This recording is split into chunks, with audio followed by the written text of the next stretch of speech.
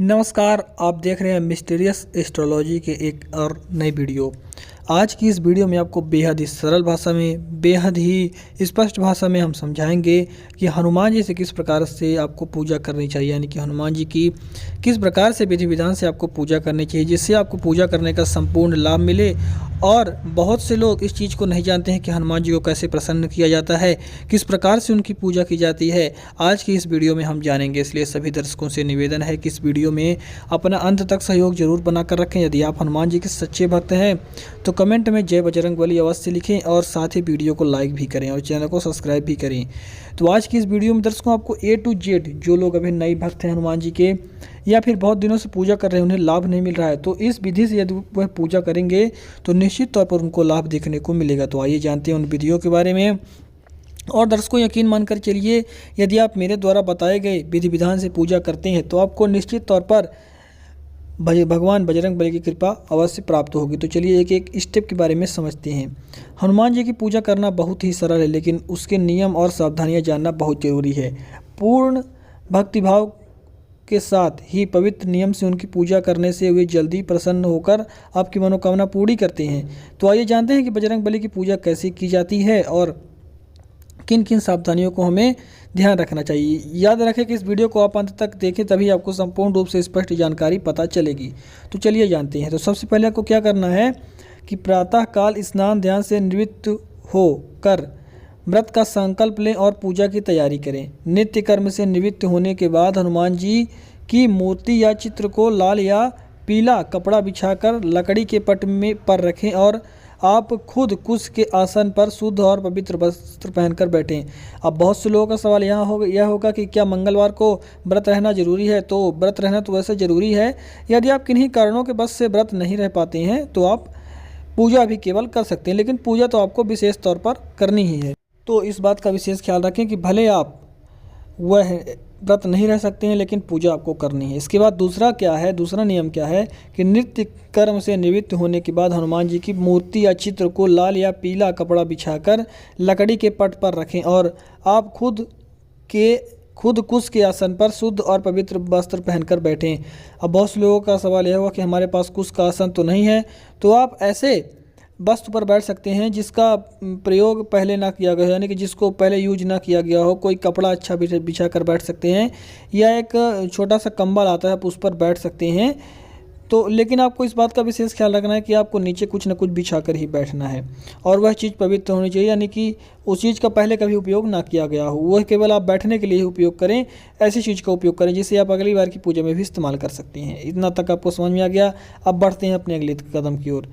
देखिए, मूर्ति को स्नान कराएं और यदि चित्र है तो उसे अच्छे से साफ करें। विशेष ख्याल रखें कि यदि मूर्ति की आप पूजा कर रहे हैं तो उसे स्नान करें, उससे स्नान कराएं। और यदि आप चित्र की पूजा कर रहे हैं तो उससे पहले स्पष्ट तरीके से साफ कर लें। गंगा जल के पानी से साफ करेंगे तो इसका और ज़्यादा लाभ मिलेगा। यदि गंगा जल का पानी नहीं है तो साफ स्वच्छ पानी से आपको चित्र को, फोटो को साफ कर लेना है। इसके बाद धूप दीप प्रज्वलित करके पूजा प्रारंभ करें। धूप दीप इनमें से कोई भी चीज़ प्रज्वलित कर सकते हैं। थोड़ा सा आपको अगरबत्ती का ध्यान रखना चाहिए कि अगरबत्ती का प्रयोग यदि आप ना करें तो ज़्यादा बेहतर होगा। धूप या फिर आपको दीप प्रज्वलित करना है। अब दीप, बहुत से लोगों का सवाल होगा कि तेल का करें या घी का। आपकी अपनी स्वेच्छा के अनुसार है, आप तेल का भी कर सकते हैं और घी का भी कर सकते हैं। इसके बाद अगला जो स्टेप है वह यह है कि हनुमान जी को अनामिका अंगुली से तिलक लगाएं। जी हाँ, बिल्कुल सही सुना आपने मित्रों। आपको क्या करना है कि हनुमान जी को अनामिका अंगुली से तिलक लगाना है। सिंदूर अर्पित करें, इसके बाद उनको, यानी कि उनकी फ़ोटो में अर्पित करें और इसके बाद चंदन आदि लगाएं और फिर उन्हें हार या फिर फूल चढ़ाएं। हार नहीं है तो फूल चढ़ा दें, कोई भी फूल आप उन्हें चढ़ा सकते हैं, ऐसी कोई पाबंदी नहीं है मित्रों। इसके बाद अच्छे से आपको पंचोपचार पूजा करने के बाद उन्हें प्रसाद या नववेद्य का भोग लगाना है। जी हाँ, बिल्कुल इस बात का ख्याल रखें कि उस चीज़ में नमक, मिर्च और तेल का प्रयोग ना किया को। आप उन्हें मिठाई का भोग लगा सकते हैं। मित्रों, आपको क्या करना चाहिए यदि आप भगवान को जल्दी प्रसन्न करना चाहते हैं, क्योंकि देखिए होटलों की जो मिष्ठान होती हैं वह बहुत जगह पता नहीं उसे कौन बनाता है, कैसे वह बनती है, क्या प्रक्रिया होती है। इसलिए हो सके तो आप अपने घर में देसी गाय का जो दूध होता है उससे खोवा चलाकर मिष्ठान यदि बनाते हैं तो उसका अच्छा प्रभाव आपको एक देखने को मिलेगा, यानी कि उससे भगवान प्रसन्न होंगे। तो आप उस चीज़ का भोग भी उन्हें लगा सकते हैं। यानी कि कहने का अर्थ यह है कि आप उन्हें स्वयं से बनाए हुए मिष्ठान का भोग लगा सकते हैं। यदि आप ऐसा नहीं कर सकते हैं तो ऐसी चीज़ों का भोग लगाएं जो स्वच्छ चीज़ें हों और जिसमें नमक, मिर्च और तेल का बिल्कुल भी प्रयोग ना किया गया हो। उन्हीं चीज़ों का प्रसाद आपको भोग हनुमान जी को लगाना है। इसके बाद जो अगला कदम होता है वह यह होता है कि अंत में हनुमान जी की आरती उतारें और उनकी आरती करें। उनकी आरती करके नैवेद्य को पुनः उन्हें अर्पित करें और इसके बाद अंत में उस प्रसाद को सभी में बांट दें। नैवेद्य कहने का अर्थ यह है कि प्रसाद आपको अर्पित करना है उन्हें। जो प्रसाद होता है पहले उन्हें अर्पित करना है, इसके बाद उस प्रसाद को सभी लोगों में बांट दें। अब चलिए जानते हैं कि पूजा के नियम क्या क्या होते हैं, किन नियमों को हमें ख्याल में रखना है। देखिए, हनुमान जी की पूजा में शुद्धता और पवित्रता का विशेष ध्यान रखना चाहिए। पूजा स्थल की साफ सफाई विशेष तौर पर कर लें, वरना आपको इसके लाभ नहीं मिलेंगे। कुछ लोग जल्दीबाजी के चक्कर में जल्दी जल्दी अपना काम बस पूरा करना चाहते हैं। उन्हें भगवान को खुश प्रसन्न करने से मतलब नहीं रहता, केवल अपनी फॉर्मेलिटी निभाते हैं कि मैं पूजा कर रहा हूँ। देखिए, ऐसे में आपको कभी भी लाभ उनका उस चीज़ का प्राप्त नहीं होगा जो आप चाहते हैं। हनुमान जी की पूजा एक पवित्र जगह पर बैठकर ही करनी चाहिए, खासकर या तो आपके घर के पूजा स्थल पर या मंदिर में, तीर्थ क्षेत्र या पहले से नियुक्त साफ सफाई वाले जगह में आपको करनी चाहिए। तो इसके बाद जो अगला नियम है वह यह है कि हनुमान पूजा को विशेष मुहूर्त में ही करें, या सुबह करें या तो फिर शाम करें। सुबह बहुत बेहतरीन समय होता है, 4 से 5:30 तक का समय ब्रह्म मुहूर्तों का होता है। उस समय यदि आप पूजा करेंगे तो और अच्छे परिणाम आपको देखने को मिलेंगे। आप देखते होंगे कि पूजा तो सब करते हैं, लेकिन किन्हीं व्यक्तियों को पूजा को इतना लाभ मिल जाता है, यानी कि पूजा पाठ करने का, भजन करने का इतना लाभ मिल जाता है और दूसरे व्यक्ति को नहीं मिलता है। वह व्यक्ति यही करता है कि वह विधि विधान से पूजा करता है, सही मुहूर्त में पूजा करता है, जिस वजह से उसे अच्छे परिणाम देखने को मिलते हैं। देखिए, इसके बाद अगला नियम जो है वह यह है कि हनुमान पूजा पाठ के दौरान उपयोग किए गए फूल लाल रंग के रखें तो ज़्यादा बेहतर आपको परिणाम देखने को मिलेंगे। मित्रों, अगली जो बात है उसको आपको यह ध्यान रखना है कि हनुमान पूजा के पहले दीप प्रज्वलित करना जरूरी है। दीपक में जो बाती लगाई जा रही है वह भी लाल सूत धागे की होनी चाहिए।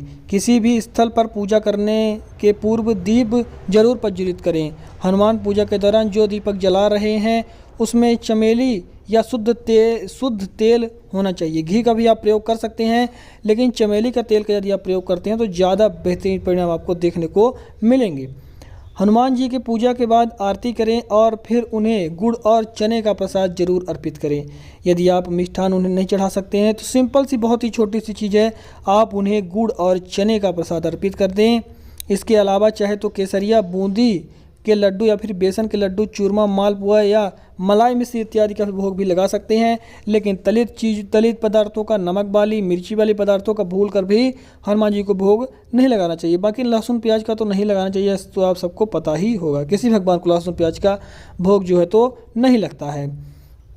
इसके बाद आपको बता दूं कि अगला जो नियम है वो यह है कि हनुमान जी की पूजा के दौरान सिर्फ एक वस्त्र पहनकर ही पूजा करनी चाहिए। वस्त्र बदलना नहीं चाहिए और हो सके तो पीले रंग का वस्त्र धारण करना चाहिए या फिर केसरिया रंग का, भगवा रंग का जो है तो वस्त्र धारण करना चाहिए। इससे और अच्छे शुभ परिणाम देखने को आपको और भी अच्छे लाभ बजरंग बली द्वारा आपको प्राप्त होते हैं।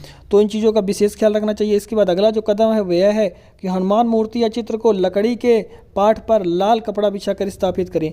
बहुत से भक्त गलती क्या करते हैं कि डायरेक्ट पट बिछाकर मूर्ति या फिर चित्र को स्थापित कर देते हैं। ऐसा करना बिल्कुल भी गलत माना जाता है। आपको क्या करना है कि आपको जो पट बिछा रहे हैं उस पर लाल कपड़ा बिछाना है। लाल कपड़ा रखने के बाद ही आपको हनुमान जी की मूर्ति या फिर चित्र या फिर फोटो जो भी हो आपके पास वह रखना है। बहुत से लोग इस गलती को करते हैं, इसलिए इस पॉइंट को कवर करना हमारे लिए आवश्यक था। तो क्या करना है कि हनुमान जी की मूर्ति या चित्र को लकड़ी के पाट पर लाल कपड़ा बिछाकर स्थापित करना है और खुद कुश के आसन में आपको खुद को बैठना है। कुश का आसन जिनके पास नहीं है वह किसी दूसरे आसन में भी बैठ सकते हैं, लेकिन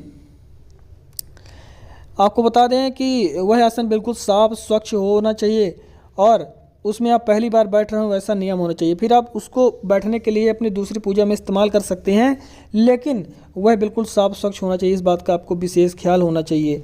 साथ ही यदि आप भगवान की पूजा करते हैं, हनुमान जी की पूजा करते हैं, तो मांस मदिरा का बिल्कुल भी सेवन आपको नहीं करना चाहिए। यदि आप सोच रहे हैं कि मांस मदिरा का सेवन करने के बाद हम हनुमान जी की पूजा करेंगे और हमें लाभ प्राप्त हो जाएगा, तो आप बहुत गलत हैं। आप पूजा करना आज से ही बंद कर दें, क्योंकि आप जितने अच्छे पूजा करके अपने कर्मों को सुधारेंगे, आप फिर से नशा करके और मांस खा के अपने कर्मों को बुरा कर लेंगे। तो यानी कि एक साइड से आप अपने कर्मों को अच्छा कर रहे हैं, दूसरी साइड से मांस मदिरा का सेवन करके उसको खराब कर रहे हैं। कहने का अर्थ यह है मित्रों कि यदि आप भगवान की पूजा कर रहे हैं तो अपने कर्मों को सही करने के लिए उनकी पूजा की जा रही है। कहने का अर्थ यह है कि जो आपने पूर्व में पाप किए हैं उनको धुलाई करने के लिए, उनको साफ करने के लिए, उनको मिटाने के लिए आप वर्तमान में भगवान की पूजा कर रहे हैं। क्योंकि पूर्व में आपने जो भी कर्म किए हैं वह आपके कर्म गलत थे, जिस वजह से उसका दंड आपको भुगतना पड़ रहा है। फिर चाहे वो गरीबी हो, फिर चाहे वो बीमारी हो, या अन्य किसी प्रकार से आप यदि समस्या में हैं तो वह आपके पूर्व कर्म ही हैं। तो कहने का मेरे मतलब यह है, कहने का पश्चात यह है मेरे कि यदि आप भगवान की पूजा करते हैं उसके साथ यदि आप मांस मदिरा का सेवन भी करते हैं तो ऐसे में आपको भगवान की पूजा करने का कोई लाभ नहीं मिलेगा, क्योंकि आप और भी ज़्यादा अपने पाप कर्मों को बढ़ाते चले जा रहे हैं। एक साइड से पाप कर्मों की धुलाई तो आप कर रहे हैं पूजा के माध्यम से, लेकिन दूसरे साइड से आप फिर से पाप को चढ़ा रहे हैं मांस मदिरा और इन इत्यादि चीज़ों का सेवन करके, गंदे आचरण करके। तो जब तक आप अपने आचरण शुद्ध नहीं करेंगे तब तक भगवान की पूजा आराधना करने का आपको कोई भी लाभ नहीं मिलेगा। इसलिए इस बात को विशेष तौर पर समझें। और गलत आचरण, गलत व्यभिचार जो भी आप करते हैं, अब आपको इतना तो पता ही होगा कि कौन सी चीज़ सही है, कौन सी चीज़ गलत, तो गलत चीज़ों को करना बिल्कुल छोड़ दें, तभी आपको पूजा का लाभ मिलेगा। वरना कितनी भी पूजा कर लें, क्योंकि आप एक साइड से पूजा कर रहे हैं, एक साइड से गलत व्यभिचार कर रहे हैं, तो उसका लाभ आपको कहाँ से मिलेगा। जितना आप पाप कर्म करते हैं उतना ही पुण्य कर्म कर देते हैं, तो वह दोनों बराबर हो जाते हैं और आप जिस स्थिति में हैं उसी स्थिति में रह जाते हैं, वहाँ से निकल नहीं पाते हैं। तो इस चीज़ को विशेष तौर पर समझें। इस वीडियो को उन लोगों के साथ जरूर शेयर करें जो हनुमान जी के भक्त हैं, हनुमान जी की पूजा करते हैं और चैनल पर पहली बार आए हैं। यदि हमारा काम पसंद आया हो तो वीडियो को लाइक करें और चैनल को सब्सक्राइब करें। धन्यवाद।